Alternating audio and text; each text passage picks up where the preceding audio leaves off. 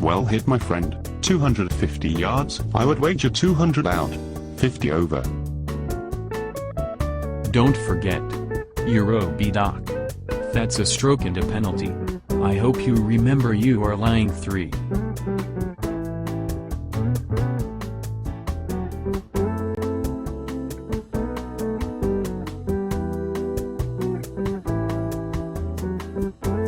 Nice clubs. I take it you've had a pay increase recently. They're really nice, aren't they? But actually they didn't cost me anything, they were kind of given to me. Kind of. Given. And how might that differ from just given? Well, because Woody Sawyer he just passed them to me. Oh. They're not new then? No. They're new, all right. Let me hit. And I'll tell you the whole story. The story is, Woody Sawyer, you know, the site foreman for the general contractor, walked into my office one afternoon with this beautiful, complete set of golf clubs. He had heard about my golfing skills and wanted to do something to help out. I really wanted them.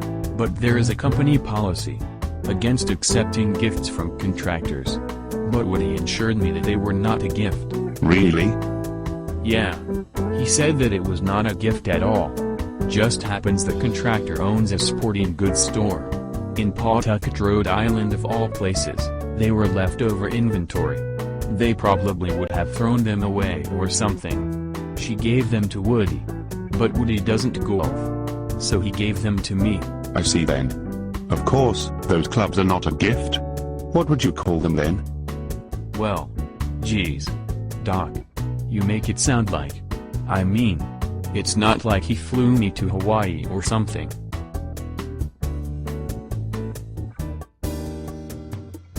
I can see my attempt to humor you didn't much amuse you. I apologize.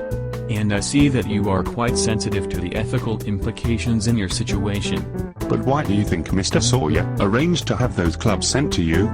Surely he could have disposed of them more easily back in Pawtucket. But it's like I said, Doc.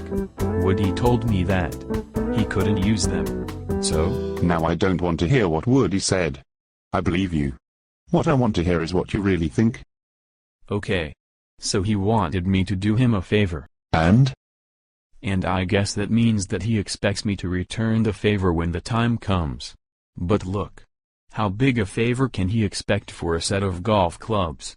It's not as though I'm driving his Porsche. Or? Of course not, but a favor nonetheless. And I would hazard that your Mr. Sawyer himself expects nothing in particular in return. Let us simply say that all he expects is to engender some friendly feeling toward himself and his contractor. They all do it, you know. Every contractor, every lobbyist, everyone who depends on the goodwill of some representative client organization. And every consultant?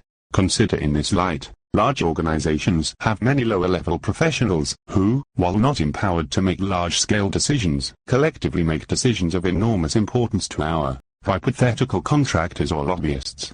Consequent? Sure. I can't see that. For each contractor, the overall benefit can really be a big deal. But for each guy like me, why, it's not really that much. Golf clubs? Big deal. Still. When Woody comes to me and says, "Hey kid, it looks like our fittings in B building are a little off spec, and I'll tear them out if you tell me to." But that spec wasn't meant to apply to. And I know that too. Still. A spec's a spec, so what do I do? Well, I guess I say to myself, Woody's really a good guy. And no harm is done anyway, so why cause him grief? And who's to know but me?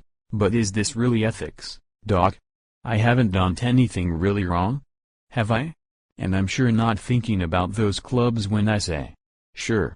Woody, forget it. Yours is not a question that I, nor anyone else, can answer for you, Stanley. As in all matters of human judgment, there is no firm line of demarcation, one side of which is unambiguously right, and the other wrong. And this is why the company has its uncompromising, if rigid, rule. No gifts, period. Even if those gifts are excess inventory that needs to be disposed of,